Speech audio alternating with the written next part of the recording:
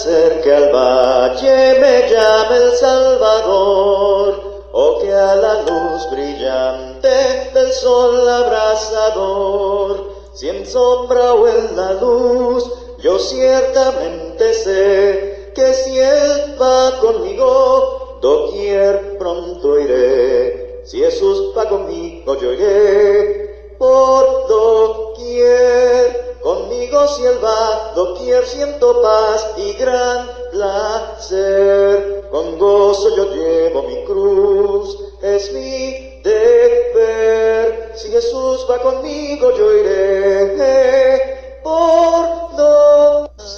Servirte solo a ti, Señor. Servirte solo a ti, Señor. Servirte solo a ti, Señor. Y no mirar atrás. Seguir tu caminar, Señor. Seguir sin desmayar, Señor. Postrarme ante tu altar, Señor, y no mirar atrás. Amarte solo a ti, Señor. Amarte solo a ti, Señor. Amarte solo a ti, Señor, y no mirar atrás. Seguir tu caminar, Señor. Seguir sin desmayar, Señor. Postrarme ante tu altar, Señor, y no mirar atrás. Hola, bendiciones. Gracias damos a Dios por el privilegio de estar aquí nuevamente para compartir el mensaje en este día, en esta serie que hemos titulado Discípulo. Y bueno, quiero comenzar el mensaje de este día hablando de algo que se escribió desde hace miles de años, y que está registrado allá en el libro de Deuteronomio, en el capítulo 30, a partir del versículo 11. Dice la palabra de Dios: porque este mandamiento que yo te ordeno hoy no es demasiado difícil para ti, ni está lejos. No está en el cielo para que digas: ¿quién subirá por nosotros al cielo y nos lo traerá y nos lo hará oír para que lo cumplamos? Ni está al otro lado del mar para que digas: ¿quién pasará por nosotros el mar para que nos lo traiga y nos lo haga oír a fin de que lo cumplamos? Porque muy cerca de ti está la palabra, en tu boca y en tu corazón, para que la cumplas.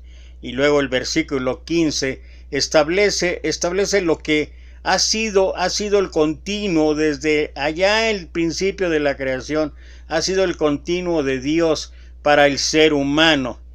Mira, yo he puesto delante de ti hoy la vida y el bien, o la muerte y el mal. Y fue esto algo que repitió allá Josué después de haber entrado y conquistado la tierra prometida. Y dice Josué capítulo 24 versículo 15 que muchos han utilizado o hemos utilizado y verdaderamente se habla por lo que la elección que tomó Josué. Pero mira lo que dice: y si mal os parece servir a Jehová, escogeos hoy a quién sirváis, si a los dioses a quienes sirvieron vuestros padres cuando estuvieron al otro lado del río, o a los dioses de los amorreos en cuya tierra habitáis, pero yo y mi casa serviremos a Jehová. Generalmente todos lo hemos utilizado en el sentido de que yo y mi casa serviremos a Dios, tal vez por la reverencia, tal vez por el temor. O sea, acuérdate que el temor es respeto y reverencia hacia el nombre de Dios, o tal vez por algunas otras circunstancias, pero no todos toman esa decisión. Lo cierto es que esto que se escribió hace miles de años tiene que ver con lo que de siempre hemos conocido, lo que significa el libre albedrío. Déjame hacer una pequeña reflexión. acerca de lo que se considera un libre albedrío. El libre albedrío es la potestad que el ser humano tiene de obrar según considere y elija. Esto significa que las personas tienen naturalmente libertad para tomar sus propias decisiones sin estar sujetos a presiones, necesidades o limitaciones o a una predeterminación divina. El libre albedrío significa, en suma, que el ser humano tiene libertad tanto para hacer el bien como para hacer el mal, y esto desde luego tiene sus implicaciones éticas y morales, pues el individuo que actúa según su libre albedrío es también responsable de sus acciones, tanto si cuentan como aciertos o como sus errores. De ahí que el libre albedrío se extienda a otros ámbitos de la vida del ser humano, la religión, la filosofía, el derecho, etcétera, etcétera. Pero lo que nos ocupa en esta tarde, en este día, lo que nos ocupa es la elección de seguir o no seguir a Dios, de hacer las cosas a la manera de Dios o no hacerlas. Y esto no tiene nada que ver con lo que hacemos algunos cuando predicamos, cuando enseñamos, cuando compartimos y que tratamos de que la gente o los hermanos o los oyentes entiendan el consejo de Dios, pero finalmente nosotros comunicamos. Y quienes lo hagan tienen que comunicar, tienen que expresar, tienen que hablar la verdad de Dios.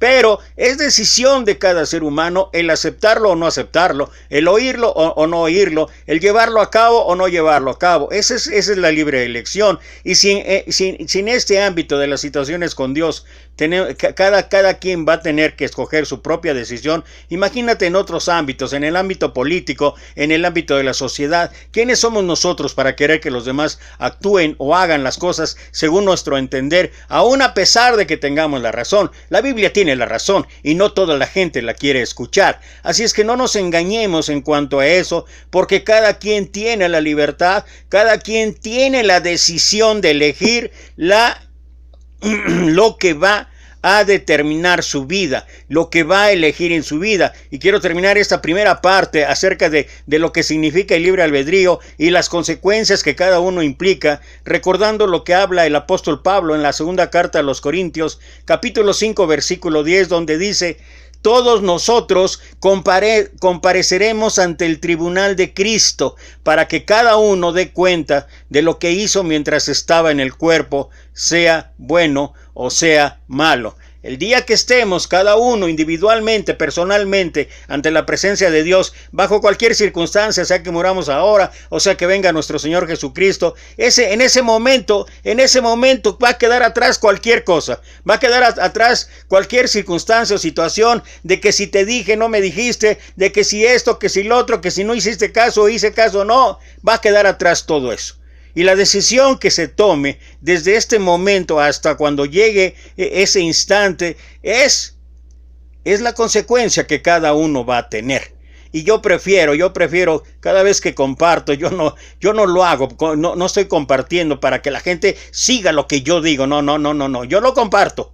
Y cada quien escoge lo que quiere. Y todo esto que estoy hablando en cuanto al libre albedrío y libre elección se da determinantemente en este pasaje que vamos a considerar hoy, ahí en la escritura, en el evangelio de Juan, en el capítulo 7, voy a leer desde el versículo 10 hasta el 24, lo que algunos conocen como la fiesta de los tabernáculos.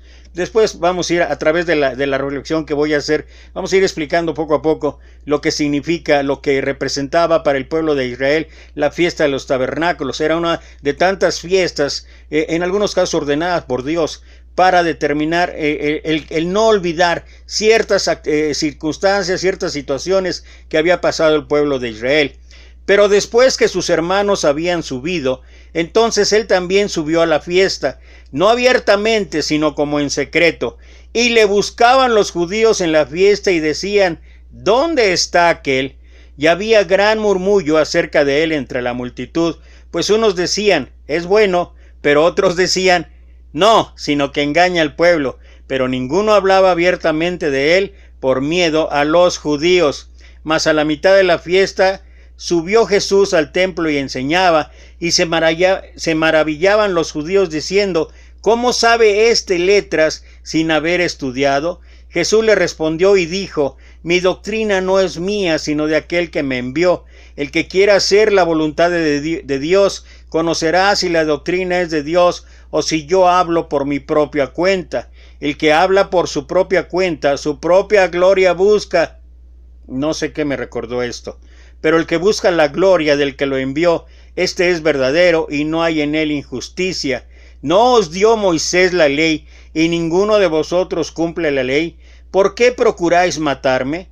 Respondiendo la multitud y dijo: demonio tienes, ¿quién procura matarte? Jesús respondió y les dijo: una obra hice y todos maravilláis. Por cierto, Moisés os dio la circuncisión, no porque sea de Moisés, sino de los padres, y en el día de reposo circuncidáis al hombre. Si recibe el hombre la circuncisión en el día de reposo para que la ley de Moisés no sea quebrantada, os enojáis conmigo porque en el día de reposo sané completamente a un hombre. No juzguéis según las apariencias, sino juzgad con justo juicio. A través de todo el ministerio de nuestro Maestro, de nuestro Señor Jesucristo, una y otra vez, no solamente la gente estaba o permanecía un tanto incrédula en cuanto a las situaciones, en cuanto a los milagros, en cuanto a las enseñanzas que hacía Jesús. No solamente eso, sino que ya abiertamente, ya para este momento en que estamos narrando esto, aunque estamos compartiendo este pasaje, ya ha pasado más de la mitad del ministerio de nuestro Señor, y fíjate, siguen ya ahora con mayor ahínco, con mayor vehemencia. Los fariseos están ahora ya incluso procurando matarle. ¿Todo por qué? Porque atentaba contra sus propios intereses. Algunos decían: este sí es el Mesías. Otros decían: no, no es. Eso, o sea, cada quien tenía su opinión y cada quien es respetable que la tuviera razón o no tuviera razón. Porque como dije, cada uno toma su propia decisión y cada uno tiene que asumir las consecuencias de la decisión que tome. El evangelista nos dice que en toda Jerusalén había una creciente expectación ante la posibilidad de que Jesús fuera a la fiesta. Él no había vuelto a Jerusalén desde aquella ocasión cuando se había enfrentado con los judíos en el capítulo 5 de Juan. Recordemos que entonces los líderes judíos habían decidido matarle porque sanó a un paralítico durante un día de reposo y también porque había afirmado que Dios era su Padre. Por lo tanto, es probable que quienes ahora le buscaban fueron esos mismos líderes hostiles de Jerusalén y su propósito siguiera siendo el de cumplir sus deseos de acabar con él. Ahora bien, esto no quita que también el pueblo llano tuviera curiosidad de ver si apareciera, de ahí que había un gran murmullo acerca de él entre la multitud. Está claro que las autoridades judías deseaban matarlo, pero ¿cuál era el interés que las multitudes tenían en él? Tal vez querían volver a beneficiarse de alguno de sus milagros, o simplemente estaban expectantes esperando para ver cuál sería el desenlace final en este conflicto entre Jesús y los líderes religiosos. Unos decían: es bueno, pero otros decían: no. Está claro que la persona de Jesús no dejaba indiferente a nadie. A lo largo de todo el pasaje se aprecia que las multitudes estaban muy divididas en cuanto a él. Algunos pensaban que era un hombre bueno, que hacía el bien, moralmente justo, un buen enseñador de las Escrituras, el profeta o incluso el Cristo de Dios, mientras que otros estaban convencidos de que era un impostor, un falso profeta, un blasfemo, alguien interesado en atraerse a las masas, congraciándose con ellas con fines egoístas. Como sabemos, la discusión de antaño se prolonga hasta nuestros días. ¿Quién es Jesús? Al fin y al cabo, solo caben estas dos posibilidades: o bien su poder y autoridad provenían del hecho de que era el Hijo de Dios, o se trataba de un impostor diabólico y blasfemo. Todo el capítulo está lleno de preguntas acerca de quién es Jesús. ¿Cómo sabe letras sin haber estudiado? Quisiera hacer una reflexión aquí y la verdad Y la verdad es que hoy sigue pasando lo mismo. ¿Cómo puede predicar? ¿Cómo puede enseñar? ¿Cómo puede ser maestro? ¿Cómo puede ser ministro si no está reconocido y menos ha salido de algún instituto reconocido en el país o en otro país? ¿Habrán reconocido en verdad los gobernantes que este es el Cristo? El Cristo cuando venga hará más señales que las que ésta hace. ¿A dónde irá que no le hallemos? De Galilea ha de venir el Cristo. Hasta ahora el evangelista solo está introduciendo el hecho de que la gente estaba dividida en cuanto a la persona de Jesús, pero luego tratará en detalle cuáles eran los asuntos concretos que causaban esta división. Aquí los adelantamos brevemente. Primero, su carácter, Juan 7:12. Mientras que algunos decían que era bueno, otros pensaban que no lo era y que engañaba al pueblo. Su doctrina, Juan 7:14 al 18. Cuando Jesús enseñaba, la gente se admiraba de su doctrina porque hablaba como quien tiene autoridad. Hasta los mismos alguaciles que fueron a prenderle cuando enseñaba en el templo regresaron diciendo: jamás hombre alguno ha hablado como este hombre. Sin embargo, los líderes judíos cuestionaron su enseñanza porque no había estudiado en ninguna de sus escuelas rabínicas, y eso permanece hasta el día de hoy, lo que mencionaba antes. Para nosotros, el que alguien sea reconocido como predicador o ministro significa que debió haber salido de una escuela de predicación. Y miren, qué bueno, que gloria a Dios que existen las escuelas de predicación, gloria a Dios que hay institutos en varias partes del país, gloria a Dios que exista. Pero por otro lado también está el otro extremo, porque se piensa que a veces con 2 o 3 años de estudio ya la gente está lo suficientemente capacitada para dirigir una congregación, y esto es el error más común, el error más frecuente que ocurre en nuestra hermandad. ¿Cómo podemos pensar que una persona que solamente puede tener el conocimiento bíblico, pero hay experiencias que se tienen que vivir, hay experiencias que se tienen que pasar? Ve el mismo apóstol Pablo, era un estudioso de la ley, sí, pero no desde el principio pudo mostrar todo eso. Fue a partir de su ministerio, fue a partir de todo lo que le tocó vivir, fue a partir de toda la experiencia que pasó en su vida, día tras día, semana tras semana, mes tras mes, todas y cada una de las circunstancias, situaciones que pudo ver en persona, fue lo que hizo de Pablo, el gran apóstol, escritor de cuántas cartas en el Nuevo Testamento. Pero bueno, de todas maneras, como empezamos hablando, cada quien tiene la libertad de elegir y cada quien tiene la libertad de decidir si esto está bien o no está bien. Su motivación, Juan 7:18. Los judíos no solo pensaban que él promovía sus propias ideas, sino que lo hacía para conseguir fama y honra para él mismo, pero no había nada en sus palabras o actitudes que hiciera sospechar tal cosa. De hecho, cuando hablaba, siempre dejaba claro que su propósito era buscar la gloria del Padre que le había enviado. Sus obras, 7:19 al 24, estoy en el Evangelio de Juan.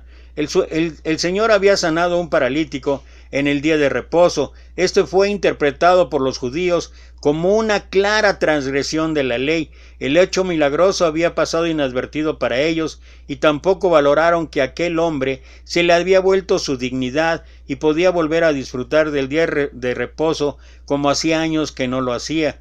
Pero ellos desaprobaron todo esto bajo la excusa de que había sido hecho en el día de reposo. Sin embargo, como luego veremos en el desarrollo del pasaje, el Señor les mostró que eran contradictorios en su aplicación de lo que se podía hacer en el día de reposo, y lo que aún era más grave, ellos mismos estaban transgrediendo la ley de manera flagrante cuando procuraban matarle. Su origen, Juan 7:25 al 31, los judíos creían que el nacimiento del Mesías sería misterioso y sobrenatural, por eso descartaron que Jesús pudiera ser el Mesías, ya que ellos pensaban que sabían de dónde era. Es más, llegaron a acusarle incluso de haber nacido de fornicación.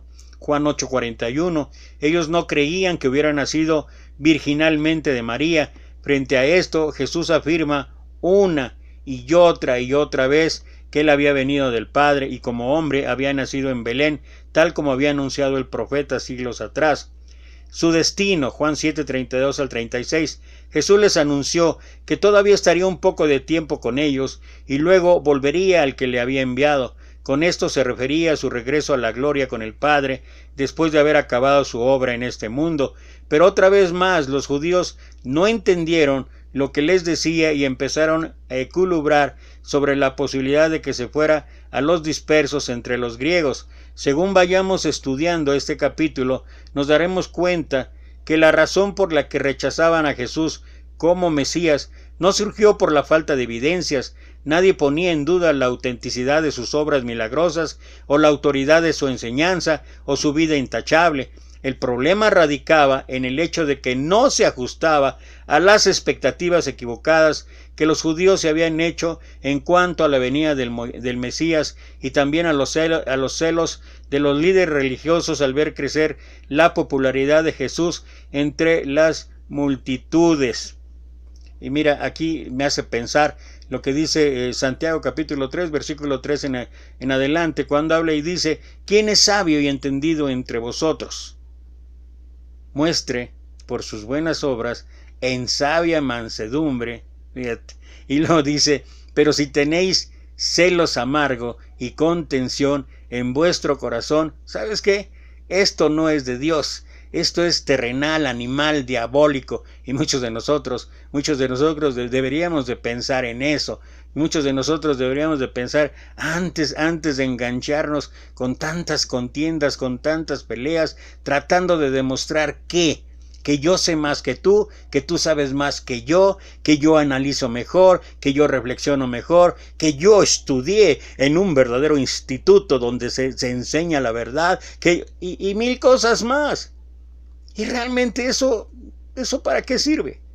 Y no me salgan con el cuento, el argumento de que están contendiendo ardientemente por la fe, porque no prevalecen muchos de los principios que habla ahí en cuanto a la paz que debería existir, y solamente hay que darnos una vuelta por ahí, el libro de Filipenses capítulo 2, o el libro de Efesios capítulo 4, o el mismo Señor Juan capítulo 17 versículo 21, hablando acerca de la unidad y la paz que debe prevalecer entre nosotros. El capítulo describe también una serie de reacciones cuando las personas se enfrentaban a la decisión de si merece o no la pena seguir a Jesús. Había una parte que no creían en él, que pensaban que engañaba al pueblo y se enojaban por lo que hacía, llegando a querer prenderle e incluso matarle. En otro estaban los que creían en él, pensaban que era bueno y se maravillaban de su enseñanza.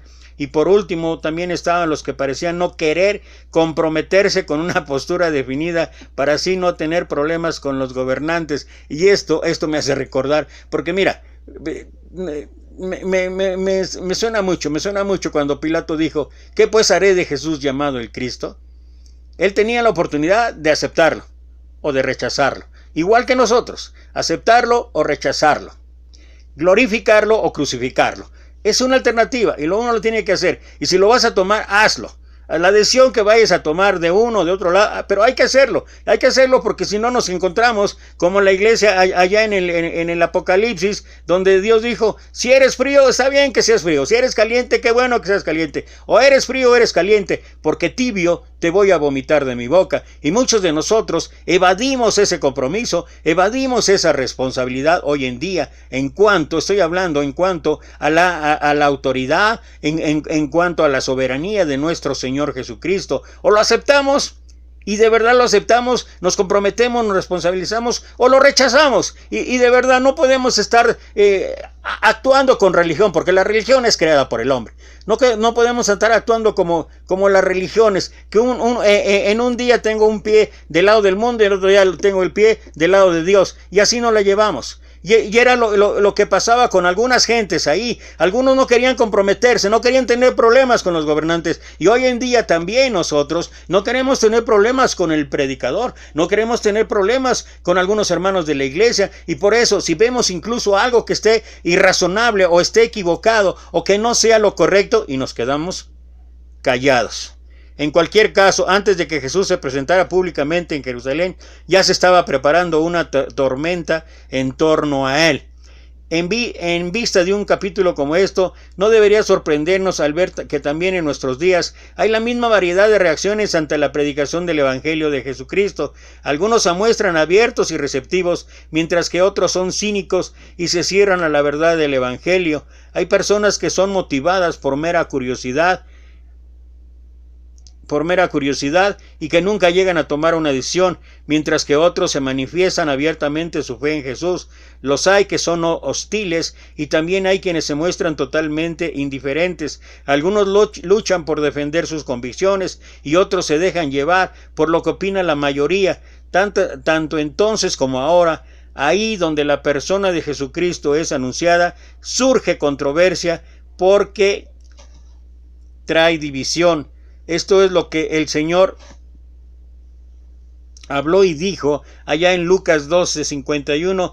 ¿Pensáis que he venido para dar paz en la tierra? Os digo no, sino disensión, porque de aquí en adelante 5 en una familia estarán divididos, 3 contra 2 y 2 contra 3. El padre contra el hijo y el hijo contra el padre, a la madre contra la hija contra la madre, la suegra contra su nuera y la nuera contra su suegra. Y cuántos problemas surgen y existen hoy en día en muchísimas familias a causa de lo que además todavía más hemos distorsionado, no exactamente de Jesús. Creo que mucha gente reconoce que Jesucristo es el Mesías, mucha gente sabe que Jesús es nuestro Salvador, pero lo hemos distorsionado tanto que nosotros lo hemos utilizado como religión. Es que mi religión es la que dice la verdad, es que mi religión es esta, y en ese juego a veces entramos nosotros los de la Iglesia de Cristo, porque decimos no, todos se van a ir al infierno, nosotros somos los únicos. O sea, lo único que causamos de verdad, en lugar de causar o traer buenas noticias, traemos división. Pero aunque no todo el pueblo hablaba acerca de Jesús, ninguno se atrevía a hacerlo abiertamente. El odio declarado de los líderes judíos hacia Jesús mantenía a la gente bajo temor, aunque no impedía que siguieran hablando acerca de él en forma privada. Ellos sabían que identificarse públicamente con Jesús en esas circunstancias significaría la expulsión de la sinagoga. Recuerda, y todavía no lo hemos tocado, pero lo vamos a ver en Juan capítulo 9, el ciego de nacimiento, ¿no? Y después que la misma familia no quería reconocer el milagro, pero es cuestión de otra lección. Esto implicaba la exclusión de la vida social y religiosa de la nación, así que todo el mundo hablaba sigilosamente por temor a decir algo inadecuado que pudiera llegarles a ser objeto de la ira de los líderes religiosos y de su temible maquinaria político-religiosa. No cabe duda que el miedo al qué dirán ha sido siempre una herramienta muy útil en las manos de Satanás. ¿Cuántos no confiesan a Cristo por temor a vecinos, parientes o conocidos? Pero otras veces no se trata únicamente de recibir críticas por causa de nuestra fe, sino que puede llegar el momento en que seamos excluidos completamente de la sociedad, pudiendo incluso perder los bienes y hasta la libertad. Aunque nos sorprenda esto, sigue ocurriéndoles a muchos cristianos en el día de hoy. El Evangelio de Juan nos muestra con claridad que aquellos que se identifiquen con Jesús deben estar dispuestos a sufrir por su causa. Y nuevamente aquí hago un comentario. Miren, vivimos en un país donde hay libertad de culto, libertad de credo, y es una libertad que podemos utilizar sabia y adecuadamente. Hay países que verdaderamente no se puede seguir lo que nosotros aquí en México lo hacemos de manera abierta totalmente. Esto es algo que debemos agradecer a Dios, que nosotros tengamos la oportunidad prácticamente, públicamente, de expresar nuestra fe, de poder compartir las buenas nuevas con quien sea, de que realmente el rechazo viene más que nada en torno a que a veces no es congruente nuestra forma de hablar, nuestra forma de decir lo que nosotros exponemos con nuestra forma de vida. Y a veces es donde la gente duda demasiado. Fíjate, a diferencia de nuestro Señor, ¿qué se le podía reclamar al Señor? Una vida intachable durante toda su niñez, su juventud, una vida intachable. Una vida pura, una vida moralmente justa, razonable, y esto es algo que nadie podía utilizar en su contra. Lo único que querían era encontrarle fallas para poder así tener razón de esto. Ojalá que nosotros pudiésemos aprovechar. Nosotros de verdad tenemos una libertad que no hemos sabido utilizar adecuadamente, y lo único que hemos hecho es simplemente esgrimir argumentos o razones o justificaciones para no estar haciendo lo que nos corresponde. Es que ya le he hablado 50 veces. Bueno, pues nada más recuerda cuántos ejemplos en la Biblia hay de gente que se le habló no 50 veces, se les habló 20, 30, 50, 100 años. Así es que, por favor, no pongamos ese pretexto.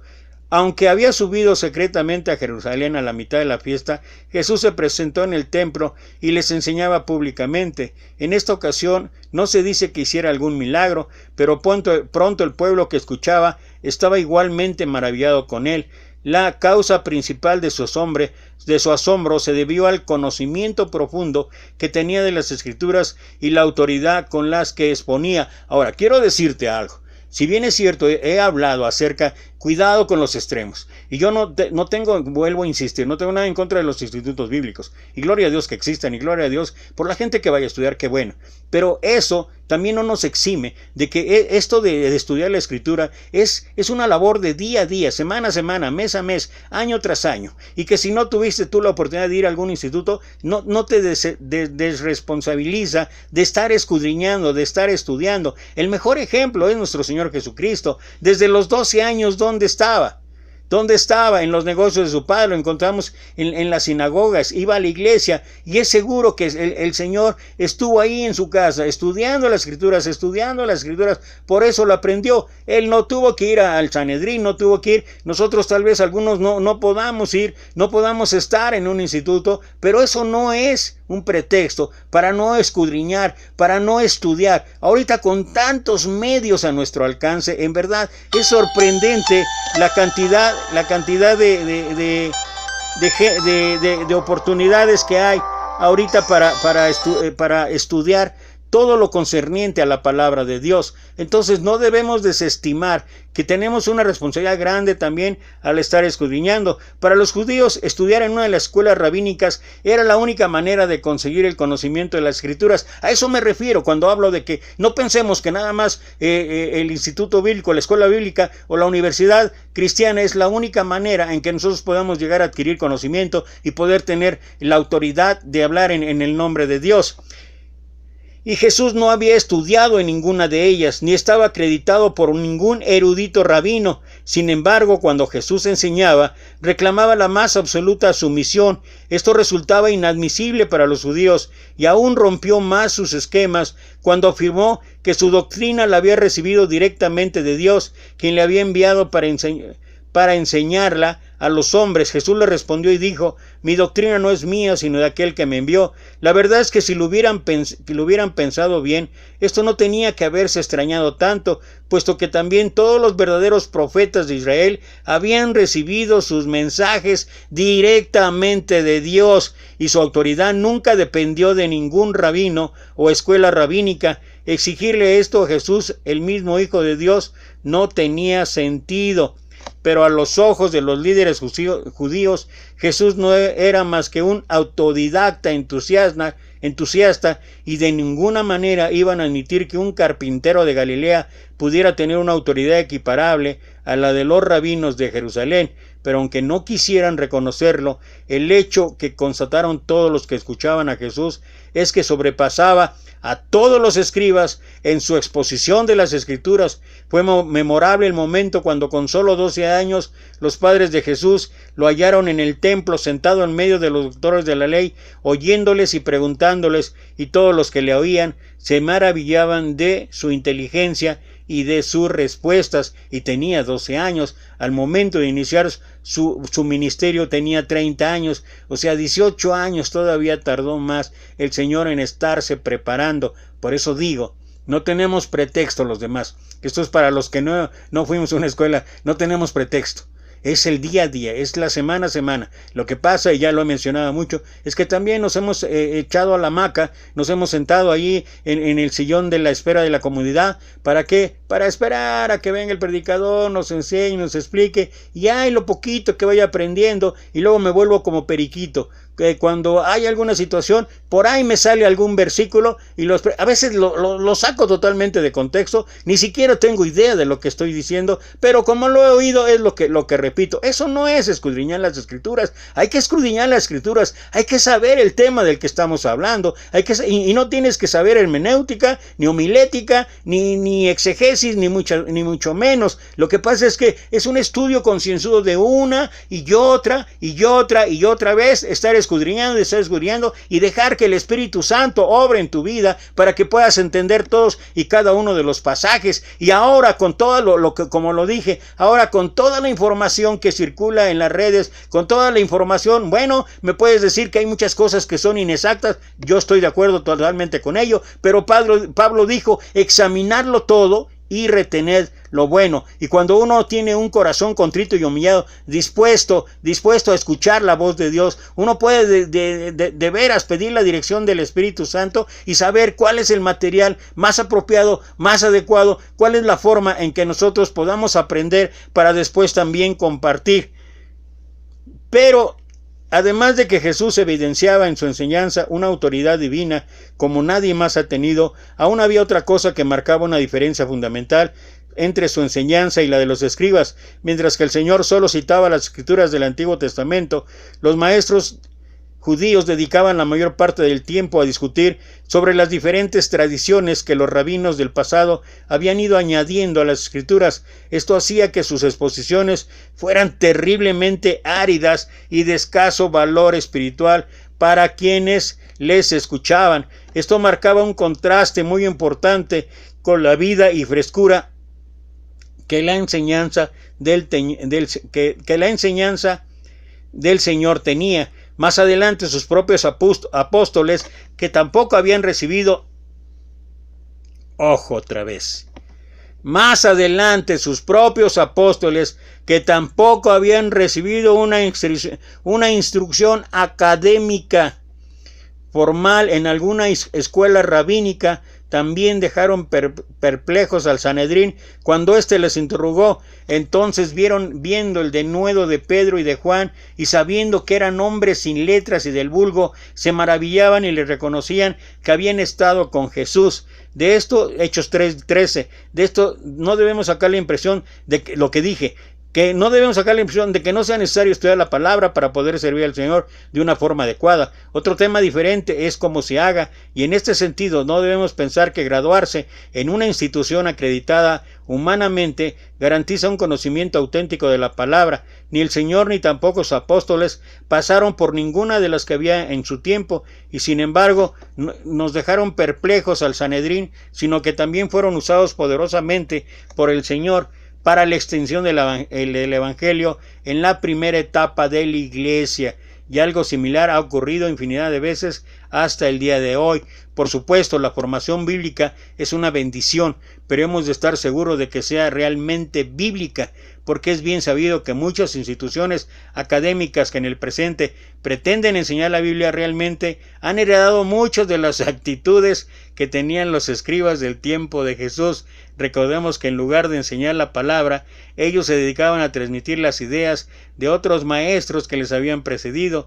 El citar a un famoso rabino les hacía parecer muy eruditos, pero el Señor los denunció porque en realidad lo que estaban haciendo era enseñar como doctrinas de Dios lo que realmente era mandamientos de hombres. Y si tú crees que no puede estar ocurriendo el día de hoy, ve a Colosenses capítulo 2, versículo 20 al 23.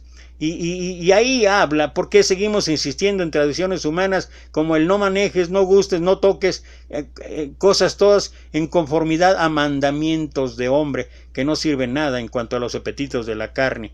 Y luego finalmente Jesús reiteró una y otra vez que la doctrina no era suya, sino de aquel que lo había enviado, o sea, de nuestro Dios. Entonces, finalmente, el que habla por su propia cuenta, su propia gloria busca. Y yo creo que esto es algo que debemos recordar, sobre todo aquellos que predicamos, sobre todo aquellos que comunicamos o enseñamos un mensaje de la palabra de Dios. Y es en verdad, yo soy el primero. Lo que estoy haciendo, lo estoy haciendo para la gloria de Dios. Lo estoy haciendo de verdad para que Dios sea glorificado. Lo estoy haciendo para que la gente conozca a Dios, que sea de edificación, sí, pero realmente que sea para la gloria de Dios. O lo estoy haciendo porque, como he mencionado antes, ya a veces creo que algunos de nosotros nos hemos vuelto los youtubers cristianos, los youtubers de la Iglesia de Cristo, y lo que queremos es que aparezcan un montón de likes o un montón de comentarios y un montón y de veras hasta se percibe, ¿no? Cuando, ay, hermano, gracias por la lección, está fantástica, sí, estaremos tocando el próximo tema, o sea, Puesto que Jesús no actuaba bajo la autoridad de ningún rabino o escuela rabínica, inmediatamente sospecharon que su propósito era el de promover sus propias ideas y así conseguir fama y honra para él mismo, pero no había nada en sus palabras o actitudes que hiciera sospechar tal cosa. Siempre dejó claro que su propósito era buscar la gloria del Padre que le había enviado. Durante su ministerio había afirmado: «Yo no busco mi gloria», y cuando se disponía a ir a la cruz, oró al Padre diciendo: «Yo te he glorificado en la tierra y he acabado la obra que me diste que hiciese». La total ausencia de egoísmo y vanidad por un lado, y la cuidadosa búsqueda de la gloria del Padre que caracterizó en todo el ministerio del Señor Jesucristo, era precisamente lo que les faltaba a los rabinos judíos que lo acusaban. De hecho, el Señor ya había advertido al pueblo de la enfermiza necesidad de los escribas, que los escribas tenían de hacer exhibicionismo religioso. Guardaos de los escribas que gustan de andar con ropas largas, llaman las salutaciones en las plazas y las primeras sillas en las sinagogas y los primeros asientos en la cena. Qué bueno que esto no ocurre el día de hoy. Qué bueno que no, a través incluso de las grabaciones que hacemos muchos, no estamos preocupados por el ambiente, por las herramientas tecnológicas y todo lo demás. Qué bueno que todo lo estemos haciendo para honra y gloria de Dios. Antes de abandonar este versículo, debemos notar que aquí también hay una clara advertencia para todos nosotros. Es incompatible buscar nuestra propia gloria y al mismo tiempo la de Dios. Esa es una característica de personas que no son creyentes, pero que puede ser también nuestra si vivimos en la carne. Cualquier deseo incontrolado es ensalzarnos a nosotros mismos, en un síntoma de la falta de dirección del Espíritu Santo. Siempre debemos estar vigilantes ante esto, y como estamos viendo en este pasaje, los propios maestros de la Escritura deben tener especial cuidado, ya que es fácil de usar el púlpito para atraer la atención de las personas hacia nosotros mismos, en lugar de buscar la gloria del Señor.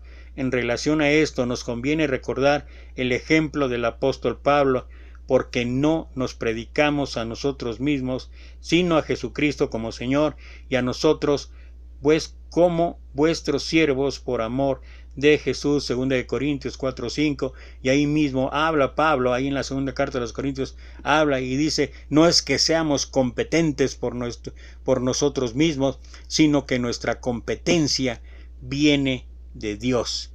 Y bueno, creo que hasta aquí dejaré en cuanto y solamente termino con esto. Después de demostrarles que ellos mismos eran culpables de quebrantar la ley al procurar matarle y de aplicar sus normas del sábado con parcialidad, ahora pasa a exhortarles a juzgar con justo juicio. De esto se desprende que el Señor estaba dispuesto a ser examinado, pero debían hacerlo con justicia, y el pasaje que acabamos de considerar nos ha mostrado que ellos estaban llenos de prejuicios cuando se acercaban a Jesús, lo que nublaba sus mentes y les impedía ejercer un juicio justo. Repasemos algunos de estos puntos. Como no había estudiado en una de sus universidades judías, o tal vez del norte del país, entonces ya no aceptaban su autoridad de enseñanza. Como no estaba sujeto a la autoridad de alguno de sus rabinos, entonces pensaban que estaba buscando su propia gloria. Como no estaba dispuesto a obedecer a Dios, entonces tampoco estaban dispuestos a escuchar lo que Jesús les decía. Como no cumplía la ley ni tampoco estaban dispuestos a aceptarlo, entonces insultaban al Señor para intentar justificarse ellos. Como Jesús no interpretaba el mandamiento del día del reposo como ellos, entonces procuraban matarle. Todo esto nos recuerda también que no deberíamos juzgar a nadie con superficialidad, sino por su valor, sus dones y la gracia del Espíritu de Dios en él. Y bueno, hasta aquí la reflexión, pero la reflexión en cuanto a lo que compartí del pasaje. Pero la reflexión para nosotros es: ¿cuál es la elección que vamos a tomar? Y finalmente la elección es sencilla. Lo habla ahí el libro de Deuteronomio, ¿no? He puesto delante de ti la vida y la muerte. ¿Cuál es tu decisión? Y es la decisión de cada uno, y es decisión personal, individual y todo. Dice Josué 24:15, escogeos a quién servíos, a los dioses de nuestros antepasados, o a los dioses de los amorreos, y a todo lo que es. Y Josué dice: yo establezco ahora la decisión que yo voy a tomar. que yo voy a tomar, porque mi casa y yo serviremos a Jehová. Y las cosas no han cambiado, porque de tal manera amó Dios al mundo que ha dado a su Hijo unigénito, para que todo aquel que en él cree no se pierda, mas tenga vida eterna. También es una elección. Si tú no quieres creer, si usted no desea creer, si usted no piensa que Jesucristo es la solución, es la razón, es el argumento, es la autoridad, es el poder, es la soberanía que puede traer solución a su vida, usted puede escoger el otro camino, puede escoger el camino de tanta gente, el camino que mucha gente que piensa que finalmente las cosas hay que hacerlas de acuerdo a lo que dice la mayoría. Y ya hemos hablado en otras cosas que no siempre lo común, lo normal es lo mejor, tampoco lo común, lo normal es lo que realmente es correcto.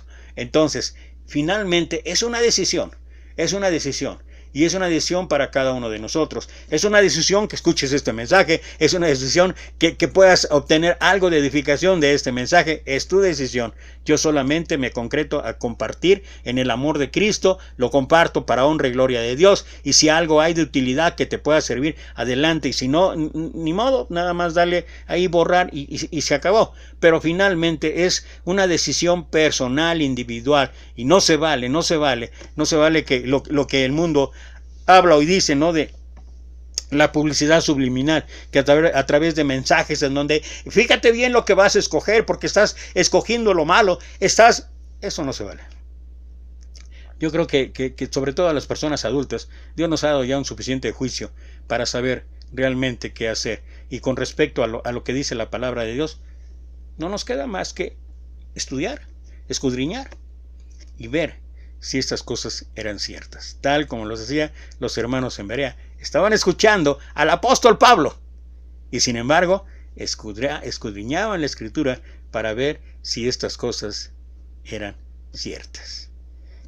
Un discípulo tiene la libertad de elección, igual que usted, igual que yo. Gracias otra vez a quienes se conectaron, gracias otra vez a quienes están aquí. Recuerda que estamos todos los días, 2:30 de la tarde, por Facebook, en vivo. Y bueno, de todas maneras, comparto este mensaje, lo vuelvo a compartir, así como 1,000,000 de veces, a ver si obtengo más likes. Y ya me vuelvo uno de los famosos. No es cierto, esto es broma. Pero lo hago para que algunos puedan escucharlo también. Y bueno, pues gracias otra vez, le damos gracias a Dios por este privilegio y nos vemos mañana, si es la voluntad de Dios, 2:30 de la tarde. Mientras tanto, te mando 1,000,000 de bendiciones. Hasta pronto.